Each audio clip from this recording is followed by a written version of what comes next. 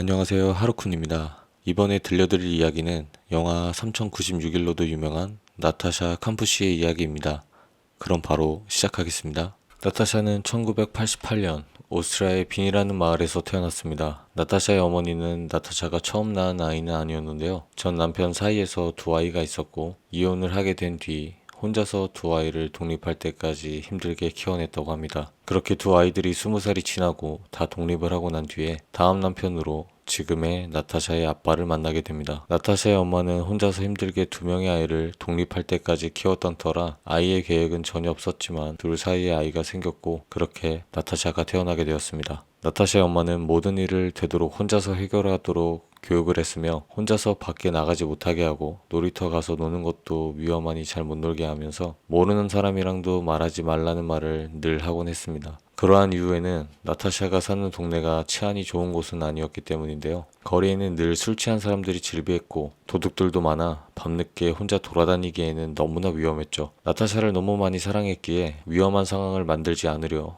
어머니는 듣기 싫은 잔소리를 할 수밖에 없었습니다. 그러나 나타샤의 아빠는 엄마와는 정반대였는데요. 딸이 갖고 싶다면 사주고 놀고 싶다면 놀게 해주는, 딸이 하고 싶은 대로 하면서 사는 것을 굉장히 좋아했습니다. 이렇게 둘의 육아 방법이 너무나 달랐기에 부딪히는 일도 많았고 성격적으로도 맞지 않아 결국 이혼을 하게 됐습니다. 이혼을 하고 나타샤는 엄마와 같이 살게 되었습니다. 그래도 주말마다 아빠를 볼 수 있었죠. 엄마와 아빠는 이혼하기 전 빵집을 같이 운영하고 있었는데 이혼을 하면서 그 빵집은 처분하였다고 합니다. 나타샤의 엄마는 늘 나타샤를 학교에 데려다주고 끝나면 데리러 갔습니다. 그런 모습에 나타샤의 친구들은 웃으며 놀려대곤 했죠. 왜냐하면 보통 같은 나이인 친구들은 거의 혼자 등교하고 하교도 했기 때문입니다. 등교를 할 때 학교 앞에서 나타샤에게 뽀뽀를 해주는 엄마의 모습에 친구들은 더더욱 놀려대며 괴롭혔다고 합니다. 나타샤도 친구들에게 놀림받고 괴롭힘 당하는 것이 너무도 싫어서 엄마에게 나도 혼자 등교하고 싶다며 매일매일 말하곤 했습니다. 그러던 어느 날 주말마다 아빠의 집에 놀러갔던 나타샤. 그렇게 주말을 아빠와 시간을 보내고 정해진 시간에 아빠가 다시 엄마 집으로 데려다주는 그런 만남이었습니다. 최근 만남에서 일이 터졌는데요. 나타샤의 아빠는 술을 굉장히 좋아했습니다. 친구들과의 술자리에 딸을 데려갔고 그렇게 시간 가는 줄 모르고 놀다가 그만 잠이 들어 데려다 주기로 약속했던 시간을 1시간 30분이나 늦어버린 것이었죠. 나타샤의 엄마가 더욱 화가 났던 것은 늦은 시간도 있었지만 나타샤가 집에 들어가는 모습도 보지 않고 그냥 앞에 내려주고 가버린 남편의 태도에 더욱더 화가 났습니다. 그런 화를 괜히 나타샤에게 풀었는데요. 네 아빠는 왜 이렇게 책임감이 없냐? 지금 시간이 몇 시냐? 이런 식이면 너 이제 아빠랑 못 만난다? 라며 소리쳤습니다. 나타샤는 너무나 잘해주고 사랑하는 아빠를 못 만나게 한다는 말에 처음으로 엄마에게 크게 반응을 하였습니다. 둘은 끝내 화해하지 않고 서로 기분이 상한 채로 그날 잠이 들게 되었습니다. 그 다음날 아침 나타샤가 등교하기 전에 엄마는 나타샤에게 너 학교 혼자 갈래? 아니면 엄마가 데려다 줄까? 라고 물어봤습니다. 나타샤는 당연히 평소에도 혼자 가고 싶었고 어제도 크게 엄마와 다퉜기에 혼자 가겠다고 대답했습니다. 기분이 상해있던 나타샤는 어머니에게 학교 다녀오겠다라는 인사도 없이 그냥 나가버렸습니다. 집에서 나갈 때는 무슨 일이 있어도 꼭 인사는 하고 나가라는 교육을 했던 어머니는 인사도 없이 그냥 나가버린 나타샤의 행동에 마음이 아파 창문으로 나타샤의 모습이 안 보일 때까지 계속 바라봤습니다. 그렇게 혼자 등교하게 된 나타샤. 집에서 학교까지 등교하는 길은 사람들이 비교적 많이 돌아다니는 길이었고 마트나 상가들도 많아서 한적한 곳과는 비교되게 안전한 길이었습니다. 아침 7시니까 길거리에는 사람들이 많이 돌아다녔으며 그걸 알고 있던 나타샤의 어머니도 크게 걱정은 안 했습니다. 하지만 학교가 끝나고 집에 와야 할 시간이 지났는데도 나타샤의 모습은 보이지 않았습니다. 그렇게 10분이 더 흘렀을까요? 걱정되는 마음에 엄마는 바로 학교에 전화를 걸었습니다. 충격적이게도 나타샤는 오늘 등교조차 하지 않았다는 답변을 받았고 어머니는 바로 경찰에 신고를 하게 되었습니다. 어머니는 바로 길거리로 뛰쳐나와 밖에 있는 사람들에게 다 물어보며 찾아다녔습니다. 그로부터 몇 시간 뒤 12살 아이가 경찰한테 나타샤가 입고 있는 옷이랑 똑같은 옷을 입은 여자아이가 아침 7시에 두 남자가 나타샤를 붙잡아 흰색 승합차에 끌고 갔다고 얘기했고 이때부터 실종 사건이 아닌 납치 사건으로 바뀌게 됩니다. 이날이 바로 나타샤가 납치된 1998년 3월 2일입니다. 경찰들은 바로 그 흰색 승합차를 모조리 조사하였고 총 776 60대에 달하였다고 합니다. 그 중에는 범인 볼프강의 차량도 있었습니다. 실제로 그 볼프강의 집에 가서 그 차를 확인했는데 차 안에는 건물을 짓는 데 사용하는 벽돌들이 가득했으며 범인은 그 시간에는 집에 혼자 있었고 집을 공사할 때 나온 돌더미들을 치우느라 차를 사용했다고 얘기했습니다. 사실 이 말에 증인도 없고 증거도 없는 상황이지만 경찰들은 그 말을 의심조차 하지 않고 제대로 된 확인도 없이 그냥 그 집을 나와버렸습니다. 차 안에도 제대로 수색도 안 했는데요. 그 안에 나타샤의 물건이 떨어져 있을 수도 있었는데 말이죠. 경찰들은 집도 확인할까 했었지만 그 집은 볼프강의 명의가 아닌 볼프강의 어머니의 이름으로 명의가 되어 있었고 같이 사는 것으로 등록도 안 되어 있어서 집 내부를 수색할 권한조차 없었다고 합니다. 또한 볼프강의 범죄 기록이 아예 없어서 볼프강을 범인 리스트에서 아예 삭제시켰다고 합니다. 그렇게 경찰 조사가 시작된 지 8일 후 경찰관에게 한 제보가 들어오게 됩니다. 실종된 여자아이와 관련이 있을 법한 의심되는 사람이 우리 옆집에 산다 라는 신고 전화였습니다. 신고 내용은 집 밖과 안에 상당수의 CCTV를 설치하고 있고 집 열쇠도 비밀번호로 바꾸며 나타샤를 납치한 범인이 아닐지라도 집안에 불법적인 총이나 마약을 보관하는 걸 수도 있으니 한번 확인해달라는 내용이었습니다. 그렇게 신고 전화를 받고 해당 주소로 경찰이 출동하였습니다. 하지만 그 주소는 8일 전에 범인 리스트에서 삭제시켰었던 바로 볼프강의 집이었습니다. 출동한 경찰관들은 이런 신고 전화가 들어왔음에도 8일 전에 이미 방문을 했었다는 이유만으로 이번에도 제대로 된 확인조차 안 하고 그냥 나와버렸습니다. 납치범인 볼프강은 1962년 8월 23일 오스트리아 빈에서 태어났고 형제는 없습니다. 그의 아버지는 술 사업을 하고 어머니는 구두를 파는 일을 하셨습니다. 아버지가 돌아가시고 나서 2차 세계대전 당시 오스트리아 빈 위쪽 마을에 할아버지가 집을 지어서 거기서 어머니와 살았었고 그 집은 어머니 명의로 되어 있지만 어머니는 같이 살지 않고 현재 볼프강이 혼자서 살고 있습니다. 나타샤를 납치할 당시 볼프강의 나이는 36살이었습니다. 직업은 통신기술사이며 성인 여자들에 대한 공포심 같은 게 있어서 결혼은 안 했습니다. 친구와 같이 건물 관련된 일을 하고 있었고 가끔 다른 사람의 집에 인테리어 해주거나 수리를 해주면서 건물에 대해 지식과 경험이 많은 사람이었습니다. 볼프강이 나타샤를 처음 본 것은 한 마트에서입니다. 처음 볼 당시 나타샤는 볼프강을 보면서 너무나 예쁘게 웃음을 지었었고 그때부터 볼프강의 인생의 목적이 나타샤를 납치하는 것으로 바뀌었다고 합니다.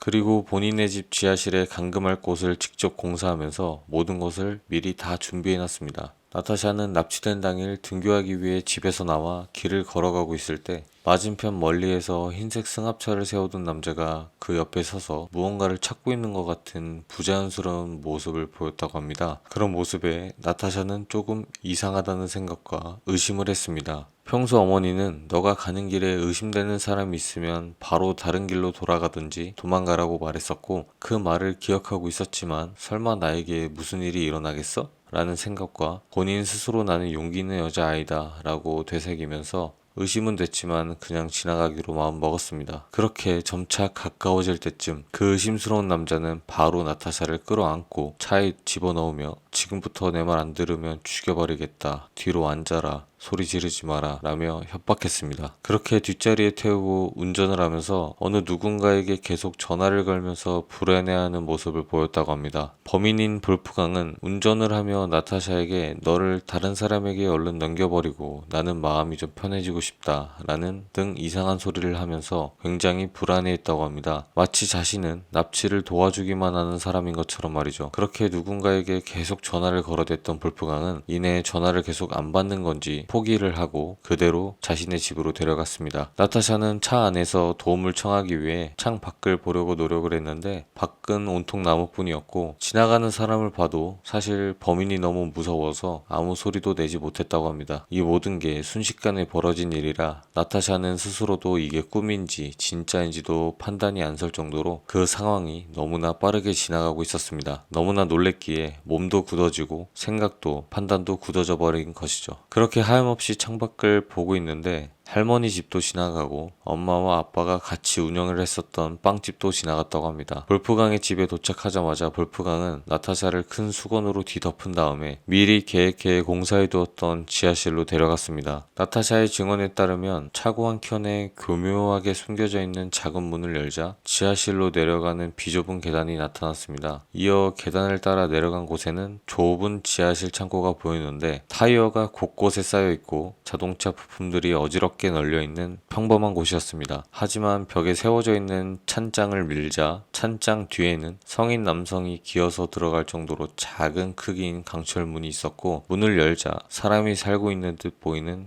작은 방이 나타났습니다. 그 안에는 세면대와 화장실이 있었고 최소한의 장비와 밖으로 소리가 나가게 하지 않기 위한 방음 장치가 되어 있었습니다. 말 그대로 감옥 같은 방이었습니다. 위에는 환풍기가 달려 있었는데 나타샤는 여기로 소리를 지르며 살려달라고 했지만 아무도 들을 수 없었습니다. 나타샤가 갇힌 방에 들어가기 위해서는 범인의 집의 주차장 창고에서부터 꽤 오랜 시간이 걸리는데 얼마나 치밀하게 만들고 계획했는지가 느껴집니다. 아까 말했듯이 사람 한 명 겨우 기어 들어갈 수 있는 높이에다가 가기 위한 몸들도 숨겨져 있고 그 문을 통과하고 기어가고를 반복해야 갈 수 있었기 때문입니다. 납치한 날 범인은 나타샤를 이 지하실에 가두고 나타샤의 신발과 가방을 뺏어서 불로 태워버렸습니다. 물증을 없애버린 거죠. 또 나타샤한텐 비밀로 연락할 수 있는 물건들이 있을까봐 그걸로 다른 사람들에게 도움을 요청할까 계속 의심하면서 나타샤를 확인했습니다. 이 당시에는 현재와 같이 도움을 요청할 수 있는 장치들이 많이 없었는데도 범인은 계속해서 확인하고 또 확인하면서 완벽한 범죄를 만들어 나가기 위한 노력을 했습니다. 납치 첫째 날에는 나타샤에게 매트리스를 사서 깔아주고 과자도 주었습니다. 보통 납치범이란다면 아이를 무섭게 하며 공포심을 갖게 하기 마련인데 나타샤가 순간 이게 납치인가? 라고 헷갈릴 정도로 많은 것을 챙겨주려는 모습을 보였습니다. 저녁에 잠을 잘 때도 나타샤가 범인한테 엄마는 내가 잘 때마다 뽀뽀해주며 잘 자라고 해줘요. 당신도 그렇게 해줄 수 있나요? 라며 부탁을 했고 볼프강은 그 말을 들어주고 본인의 방으로 올라갔습니다. 다음 날에는 나타샤가 볼프강한테 나를 내보내주세요. 엄마가 나를 기다려요. 라며 애원했지만 볼프강은 당연히 허락해주지 않았고 원래는 너를 다른 사람에게 보내기로 했는데 그 사람들이 이제 널 곧 데리고 갈 거야. 걔들은 너를 엄청 괴롭힐 거고 힘들게 만들 거야. 너는 그냥 나랑 이렇게 잠깐 있는 것 자체를 고마워해야 한다며 협박했습니다. 볼프강은 납치한 나타샤에게 아침, 점심, 저녁을 잘 챙겨주었는데 그럴 수 있었던 건 볼프강의 어머니가 매일같이 와서 아침, 점심, 저녁 먹을 수 있는 음식들을 많이 만들어 주었기 때문입니다. 볼프강은 나타샤에게 그 음식들을 거의 먹여주다시피 챙겨주었고 가끔은 책도 읽어주었습니다. 하지만 가끔씩 완전히 다른 사람으로 돌변했는데요. 계속 화를 내며 소리를 지르고 심지어는 나타샤를 때리기도 했습니다. 또 음식도 안 주고 나타샤를 굶기는 날도 많았습니다. 그런 날에는 나타샤가 밖에 들리게끔 소리를 질러대도 방음 장치를 해놓고 워낙 깊은 곳에 방이 있었던 터라 볼프강의 어머니가 집에 있었어도 전혀 그 소리를 들을 수조차 없었습니다. 그 지하실에서는 미친 듯이 소리를 지르며 문을 세게 팍팍 쳐야 그 집안에 살짝 들릴까 말까 하는 정도였다고 합니다. 그래서 소통을 하기 위해서는 볼프강이 직접 지하실로 내려오는 방법밖에 없었고 그 지하실에는 전등조차 없어서 매일매일 깜깜했습니다. 나타샤가 전등을 달아달라고 엄청 오랫동안 부탁을 해서 달아줬지만 그 대신 24시간 내내 꺼지지 않고 켜져 있었습니다. 나타샤는 잘 때마다 불을 끄지 못하니까 아침 저녁을 판단하지 못하게 되었고 창문이나 시계도 없어서 시간이 어떻게 흐르는지 도저히 알 방법이 없었습니다. 범인이 만든 지하방에는 문제가 많았습니다. 말 그대로 사방이 갇혀있는 지하방이다 보니까 환풍기를 틀어놓으면 소리가 미친 듯이 방 안에 하루 종일 퍼졌습니다. 그 소리를 하루 종일 듣는 나타샤는 정말 괴롭고 잠도 잘 못 잘 정도였습니다. 세면대는 고장이 나서 거기서 물이 계속 나오고 그래서 습하다 보니 곰팡이가 생기고 벌레들마저 그 방에 들어와서 거의 벌레집 마냥 변하고 있었습니다. 사람이 도저히 그 방에 있을 수 없는 상황까지 가버렸죠. 범인은 이러한 불만들을 모조리 해결해주진 않았습니다. 대신에 지하방의 불을 껐다 켰다 할 수 있게 만들어줬습니다. 만들어 주었는데 이마저도 나타샤가 직접 할 수 있는 것은 아니었습니다. 범인의 방에서 범인이 직접 불을 켜고 꺼주는 식으로 만들었습니다. 또 범인은 지하방까지 왔다 갔다 하는 것이 본인도 힘들었는지 본인의 집에서 지하방에 가지 않고 나타샤와 소통할 수 있게끔 인터폰도 설치했습니다. 범인은 나타샤에게 너희 부모님에게 널 납치했다고 알렸고 딸을 돌려받고 싶으면 돈을 준비하라고 했지만 너의 부모님은 돈이 없어서 포기를 했다. 그래서 너를 찾는 사람은 이제 아무도 없다. 사람 몸을 파는 사람들이 너를 데리고 가면 힘들어질 거라며 계속 세뇌를 시켰습니다. 그렇게 세뇌를 당한 나타샤는 정말로 나를 찾아줄 사람은 없구나. 또 몸 파는 사람들에게 끌려가면 뉴스에서 나온 것처럼 본인도 그런 일을 당할 건가? 라고 생각하며 겁을 먹고 굉장히 슬퍼했습니다. 나를 그런 사람들에게 안 넘기는 것만으로 볼프강에게 감사해야겠다는 생각을 했지만 한편으로는 볼프강이 나한테 거짓말을 할 수도 있겠다는 생각을 했습니다. 왜냐하면 우리 부모님이 나를 그렇게 쉽게 포기할 사람들이 아니라고 믿었기 때문입니다. 그렇게 반신반의하며 하는 수 없이 범인의 말을 믿는 쪽을 선택하였습니다. 사실 볼프강이 정말로 나타샤를 몸파는 사람들에게 팔아 넘길 생각이었다면 굳이 그렇게 힘들게 본인의 지하방에 1시간이나 걸릴 정도로 깊은 곳에다가 문도 여러 개 만들며 힘들게 공사를 하지 않았을 것입니다. 그래서 나타샤에게 몸파는 사람들에게 넘길 것이다라며 나타샤 앞에서 연기를 했고 이렇게 세뇌시킨 이유는 본인에게 의지를 하게 만들려고 본인에게 복종을 하지 않는다면 그 사람들한테 넘길 수도 있다는 그런 착각을 하게 만들려는 범인의 계략이라고 많은 사람들은 생각했다고 합니다. 그렇게 시간이 많이 지나고 나타샤는 범인의 말대로 통제가 되었고 이제 통제가 쉬워졌다고 생각한 범인은 나타샤를 지하방에서 본인의 집으로 데리고 올라왔습니다. 데리고 올라오기 전에 범인은 나타샤가 밖을 볼 수 없도록 모든 창문을 닫고 어둡게 만들었습니다. 나타샤가 집으로 올라오면 나타샤의 머리카락이 떨어져서 DNA를 남길까봐 두려워 올라올 때마다 나타샤의 머리를 비닐로 전체 감싸게끔 뒤집어 씌웠습니다. 이걸로도 모자랐는지 한날에는 머리를 모조리 밀어버리기도 했습니다. 집으로 올라오면 범인의 허락 없이는 말도 못하게 하며 물건도 함부로 만지지 못하게 했습니다. 혹시라도 나타샤와 스치기만 해도 볼프강은 닦아대고 지원했습니다. 만약에 나타샤가 범인의 물건에 손을 댔다면 엄청나게 화를 내며 때리고 나타샤가 만진 곳을 지문이 묻었다면서 지우라고 시켰습니다. 마치 결벽증 환자처럼 깔끔을 떨었다고 합니다. 지문 때문에 걱정해서 청소를 하는 것만이 아닌 평상시에도 본인 집을 엄청나게 깔끔하게 청소해 놓으며 그것을 나타샤에게도 강요하며 청소를 시켜댄 것입니다. 언제나 경찰들이 범인의 집으로 와 확인을 한다면 나타샤의 머리카락, 지문을 포함해 아무런 증거를 찾지 못하도록 늘 신경을 쓴 것이죠. 범인은 나타샤가 조금만 잘못을 해도 바로 목을 조르는 행동을 보였고 잘못을 보인 날이면 일주일 동안 200번이 넘는 폭력을 행사했다고 합니다. 나타샤가 집에서 울음을 터뜨린다면 목덜미를 잡아 화장실로 끌고 들어가서 그 세면대에 눈물을 떨어뜨리게 하면서 눈물이 안 나올 때까지 그렇게 서 있게 했습니다. 만약에 화장실 바닥에 나타샤의 눈물이 떨어졌다면 눈물의 산성으로 인해 자신의 집이 더럽혀진다며 매우 화를 냈습니다. 그래서 이런 것들 때문에 나타샤는 눈물조차 없어졌습니다. 울면 본인이 더 힘들어진다는 것을 깨닫게 된 것이죠. 부엌에서는 범인이 본인의 음식들을 보여주면서 웃으며 설명도 해주고 가끔은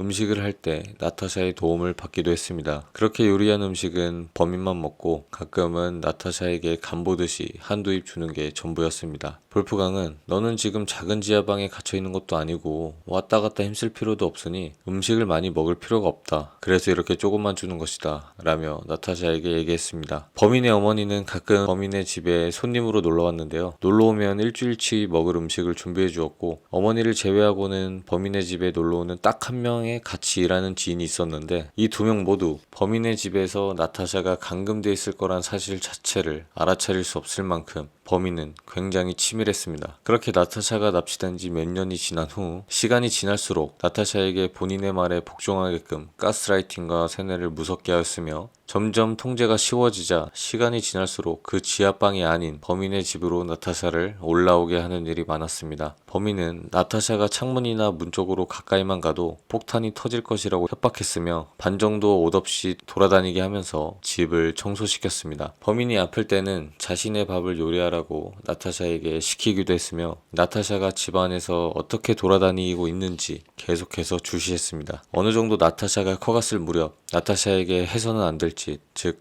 강간을 하며 구타도 했습니다. 나타샤는 처음에는 올라가는 것이 지하방에 갇혀 지내는 것보다는 좋았지만 시간이 지나며 범인의 구박과 폭행, 강간이 심해지자 지하의 감옥 같은 방에 차라리 갇혀 있는 것이 더 편하다는 생각을 했습니다. 가끔은 그 범인이 아프거나 일이 바빠지면 나타샤에게 아예 오지 않았습니다. 그런 날에는 나타샤는 본인이 여기 갇힌 것을 아는 것은 범인 볼프강뿐이고 범인이 문을 안 열어준다면 자신이 나갈 방법조차 없으니 범인에게 제발 무슨 일이 없기를 바라며 기도를 했다고 합니다. 범인이 혹시라도 죽거나 다쳐서 이 방에 못 온다면 본인도 갇혀서 굶어 죽을 것이기 때문이죠. 나타샤는 학교 수업 중에 수학을 가장 좋아했습니다. 한날에는 범인에게 수학책을 사달라고 부탁을 했고 그렇게 수학책을 사준 범인은 나타샤의 선생님이 돼준 것 마냥 나타샤가 열심히 푼 문제를 채점도 해주었습니다. 그러나 나타샤가 아무리 문제를 잘 풀고 정답을 맞추어도 어떻게든 문제점을 찾아내서 나타샤를 혼내며 비판을 했고 넌 이래서 안 된다. 너는 멍청하다 라면서 보통 사람보다 떨어진다는 느낌을 받게끔 질타를 했으며 나타샤의 자신감과 자존감을 무너뜨렸습니다. 한편 나타샤의 부모님은 포기하지 않고 나타샤를 찾는 중이었습니다. 모든 수단과 방법을 가리지 않았으며 마지막에는 여행으로 갔었던 헝가리 도시까지 찾아갔었지만 아무런 단서를 찾지 못했다고 합니다. 실종된 어린아이의 물건이나 신발 등을 찾으면 경찰은 나타샤의 부모님을 불러서 나타샤의 물건이 맞냐고 물어봤습니다. 그럴 때마다 나타샤의 어머니는 차라리 나타샤의 것이 아니길 바랬고 나타샤가 어딘가에서 잘 살고 있기를 바라며 희망을 놓지 않았다고 합니다. 나타샤의 생일마다 나타샤가 제일 좋아하는 케이크를 만들며 나타샤를 추억하면서 그리워했습니다. 나타샤의 언니들도 나타샤를 찾았으면 좋겠다, 보고 싶다라는 내용을 일기에 매일매일 썼다고 합니다. 그렇게 몇 년이 지나도 나타샤를 찾지 못한 경찰은 부모님에게 이제는 나타샤의 장례식을 준비하는 게 맞지 않냐, 이제는 찾는다 해도 살아있을 확률은 너무나 적다며 우리는 이제 나타샤를 찾는 것이 아닌 시체를 찾는 쪽으로 힘을 기울이고 있다고 말을 했습니다. 그 말을 들은 어머니는 너무나 오열하면서 우리 딸은 죽지 않았다, 우리 딸을 찾을 수 있다며 희망을 저버리지 않았습니다. 그렇게 경찰이 열심히 수색을 할 당시에도 나타샤의 어머니는 따로 사설 탐정을 고용해서 1년 동안이나 찾았고 그렇게 1년 이상 수색을 한 탐정은 1년이 지났음에도 아무런 증거나 물증을 찾지 못한 탓에 굉장한 이상함을 느꼈고 결국 그 사설 탐정은 나타샤의 부모님을 의심하기까지 했습니다.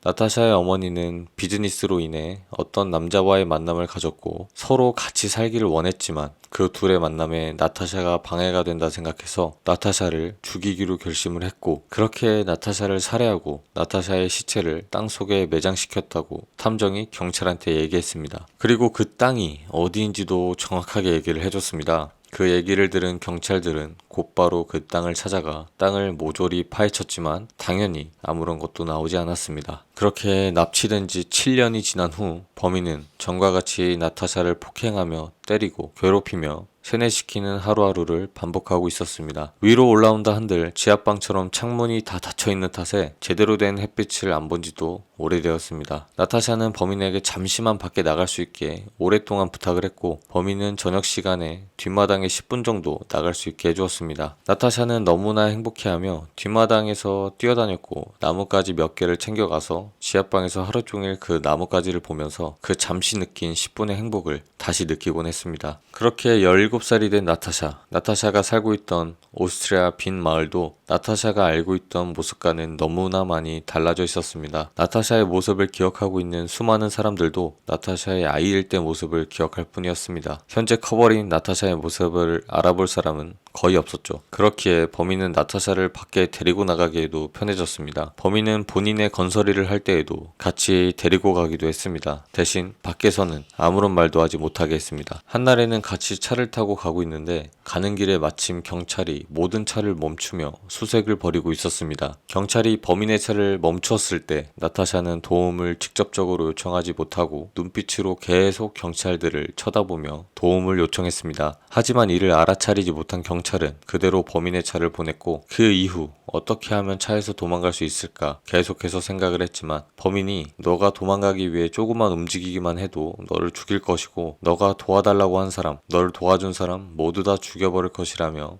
매일 협박을 했습니다. 또한 내가 납치되었다고 사람들에게 말을 해도 사람들이 안 믿을 수도 있다는 생각을 하며 쉽게 사람들에게 도움을 요청하지 못했습니다. 혹시라도 도움을 요청했음에도 사람들이 미친 사람으로 보고 그냥 가버린다면, 또 그 모습을 범인이 봐버린다면 앞으로 내가 범인에게 당할 수많은 고문과 고통을 상상조차 할 수 없었기 때문이죠. 범인의 작업장에 가면 건설업이다 보니 무거운 자재들이나 물건이 많은데 나타샤가 그렇게 말랐음에도 불구하고 무거운 물건들을 옮기라고 시키고, 일을 시킬 때는 도망가지 못할 방이나 창고 같은 곳에 가두고 일을 시켰습니다. 그렇게 범인과 같이 작업을 다니며 마트에도 장을 보러 몇 번이나 같이 들어갔었고, 심지어는 스키장까지 놀러 갔다고 합니다. 그럼에도 불구하고 나타샤가 다른 사람들에게 도움을 청할 수 있는 순간들은 없었습니다. 사실은 그 순간들이 수없이 많았음에도 나타샤는 애초에 쉽게 탈출하지 못할 거라는 생각과 도움 요청을 실패해서 걸렸을 때의 후폭풍이 너무나 두려워 그 순간들을 외면해버린 것일지도 모릅니다. 그렇게 또 1년이 지나 나타샤가 18살이 되던 해 2006년 8월 23일 오후 1시, 범인은 나타샤를 납치했었던 흰색 승합차를 팔기 위해 마당에 있는 차고에서 승합차를 나타샤에게 청소기로 청소를 시켰습니다. 원래는 나타샤가 마당에서 일을 하면 범인은 나타샤에게 눈을 떼지 않았습니다. 이날에도 차 안에서 그 청소기로 청소하고 있는 나타샤를 바로 앞에서 감시하고 있었지만, 그때 마침 범인에게 전화가 걸려왔고 시끄러운 청소기 소리로 인해 범인은 자리를 피할 수밖에 없었습니다. 나타샤는 청소를 하면서 대문을 바라봤는데 문이 잠겨져 있지 않은 것을 보았고, 이젠 도망갈 수 있겠다 라고 판단한 나타샤는 청소기를 차 안에 그대로 틀어놓은 상태로 놓고 죽을힘을 다해 대문을 향해 달려가 탈출을 성공했습니다. 마당에 있는 대문을 나가자마자 옆에 살고 있는 모든 집들을 향해 바라보며 도움을 요청하며 소리쳤습니다. 그렇게 수많은 집을 향해 소리쳤을 때 한 집에서 나타샤의 소리를 듣고 나온 여성이 경찰을 불러주었습니다. 3096일, 즉 약 8년 반 동안 납치된 나타샤가 극적으로 탈출을 한 날이 되었습니다. 경찰들이 출동하자마자 나타샤가 본인이 누구인지, 누가 자신을 납치를 했는지, 어디에서 자신이 납치되었는지 모두 얘기했고, 모든 사람들은 그 얘기를 듣고 충격을 먹었습니다. 나타샤의 가족들은 나타샤를 찾았다는 말을 듣고 말도 못할 정도로 행복해했습니다. 범인은 통화를 마치고 나타샤에게 갔을 때 청소기가 틀어져 있는 채로 차 안에 널브러져 있고, 나타샤는 없어진 걸 알아챈 후 금방 자신이 잡힐 것을 알았던 터라 바로 기찻길로 가서 기차에 박혀 자살을 했습니다. 8년 동안이나 납치되어 극적으로 탈출한 나타샤의 이야기는 전 세계적으로 빠르게 퍼져나갔고 모든 사람들의 관심과 이목이 집중되었습니다. 온통 뉴스에는 나타샤의 이야기만 가득했습니다. 모든 언론사에서 나타샤를 인터뷰하기를 원했고, 처음에는 어린 나이였기에 범인이 본인을 손만 잡고 자거나 안고 자고 손을 묶어둔 채로 같이 잤다고만 말을 하다가, 그러다 성폭행을 처음 당하고 난 날 이후부터는 매일 강간을 당했다고 얘기했습니다. 범인이 자신을 너무나 많이 괴롭혔지만 너무 오래 같이 있었던 탓인지 납치된 당시에도 범인을 이미 용서를 했고 지금도 이미 범인을 용서한 상태라며 인터뷰했습니다. 또 인터뷰할 때 나타샤는 아예 울지도 않고 아무런 감정 없이 이야기를 하다 보니까 그걸 보는 사람들은 나타샤를 좀 이상하게 생각했습니다. 뭐야, 얘는 왜 범인을 이렇게 용서하고 슬퍼하지도 않고 범인의 편을 들어줘? 범인 때문에 납치된 거 아니야? 왜 그런 이상한 사람이 있다는 거 알면서도 그 범인 앞을 지나간 거야? 강간 당했다는 것도 자세하게 말하지도 않고 눈물도 안 흘리네. 아무 감정이 없네. 라는 식으로 사람들은 나타샤를 비난했습니다. 나타샤는 그런 사람들의 반응을 보고 엄청 큰 상처를 입었습니다. 당연히 나타샤는 납치될 당시 10살 어린아이였고 10살 어린아이가 모르는 사람에게 납치되고 그 사람 손안에서 괴롭힘을 당하고 엄청나게 힘든 시간을 보냈고 아무도 모르는 곳에서 어떻게 시간이 지나갔는지도 모르는 시간을 보냈는데 어떤 트라우마가 생길지도 모르는 것이며 그 트라우마를 일반인들은 이해하기 쉽지 않은 일이며 나타샤가 납치될 당시가 10살이라는 것을 아무도 헤아려 주지 않았습니다. 성폭행 당한 것을 자세하게 얘기 안 하는 것도 이해해 주지 않았고 기자들은 나타샤에게 직접적으로 성폭행 당한 거 맞냐? 어떻게 성폭행을 당한 것이냐? 라며 인터뷰할 당시 18살인 나타샤에게 큰 상처를 주었습니다. 사람들은 나타샤가 납치당할 당시에도 그 범인을 용서했다는 것을 이해하지 못하였는데 왜 용서를 한 것이냐면 납치된 후에 그 끔찍한 하루들을 매일매일 겪었고 끔찍한 짓들도 매일매일 당했기 때문에 자신이 버티기 위해 그 사람을 용서했다. 그래야만 내가 여기서 나갈 수 있다는 희망이 들었기 때문에 매일매일 고통스러운데도 매일매일 범인을 용서하며 버텼다고 합니다. 내가 10살인데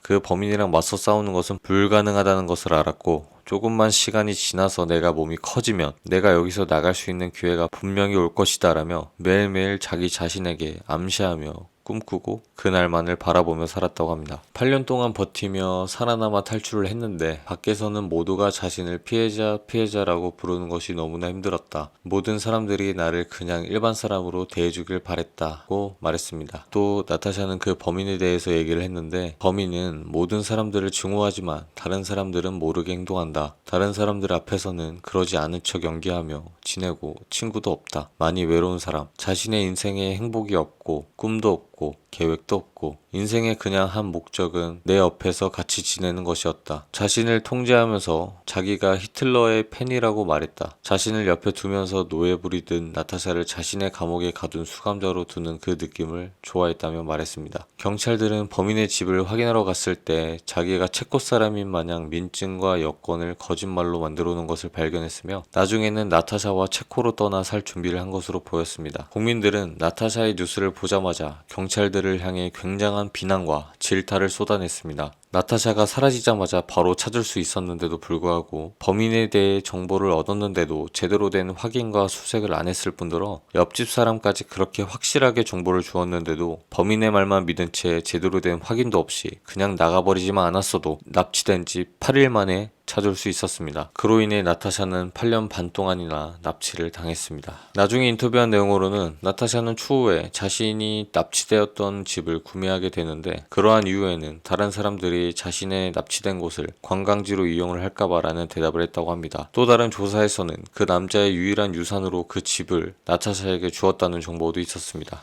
그 집에는 아무도 살게 하지도 않았고 있던 그대로 두었다고 합니다. 전기와 가스돈을 내면서 관리만 하면서 갖고 있었습니다. 사람들은 왜 이 집을 팔지도 않고 없애버리지도 않고 본인이 납치되어 있던 곳을 어떻게 저렇게 왔다 갔다 하며 지낼 수 있는지 이해를 못했습니다. 사람들은 쉽게 생각하겠지만 나타샤 입장에서는 본인의 8년 반이라는 시간을 보낸 곳이기에 쉽게 처분할 수도 남한테 넘길 수도 없는 그러한 소유물이 되어버렸습니다. 납치되어 있는 상황에서도 수학 문제를 풀거나 책 읽는 것을 좋아했던 나타샤는 우주에 관심이 많아 그쪽으로 공부를 하고 싶다고 얘기했습니다. 나타샤는 범인이 자살을 했다는 얘기를 듣고 눈물을 흘렸고 불쌍하다고 생각을 해서 양초도 켜두고 고인이 된 범인을 위해 기도도 해줬다고 합니다. 사람들은 어떻게 납치를 한 사람과 좋은 감정을 가지게 되었냐고 말하는데 나타샤는 이를 부정하면서 그 사람의 성격대로 하고 싶은 대로 하게 해주면서 가족처럼 지내고 거기서 살아남았다. 범인을 나쁜 사람이라고 생각을 안 했고 나에게 밥을 줬고 힘든 시간들이 너무나 많았지만 가끔은 사람으로서 대해주며 대화도 하고 책도 주었다. 계속 나쁘게 하다가 한번 잘해주면 그 잘해줌이 너무나 큰 감동과 고마움으로 바뀌는 것을 범인 볼프강은 이용한 것으로 보입니다. 또한 자신을 죽이지 않은 것에 너무나 고마웠다고 말했습니다. 그런 인터뷰를 하고 받은 돈을 나타샤는 불쌍한 여자들을 위해 쓰라고 멕시코와 아프리카에 기부를 했다고 합니다. 나타샤는 총 3권의 책을 썼는데 지하실의 소녀라는 책을 2006년에 썼고 그리고 2010년에 3096일이라는 책이 나오고 이 책을 통해 3096일이라는 영화를 만들었습니다. 그 영화는 2013년에 개봉했습니다. 2007년에 나타샤의 어머니도 기자를 통해 책을 냈다고 합니다. 같은 해에 나타샤는 자신의 웹사이트를 만들었고 2008년에는 TV에서 자신만의 토크쇼를 만들었지만 3회만 방송된 후 없어졌다고 합니다.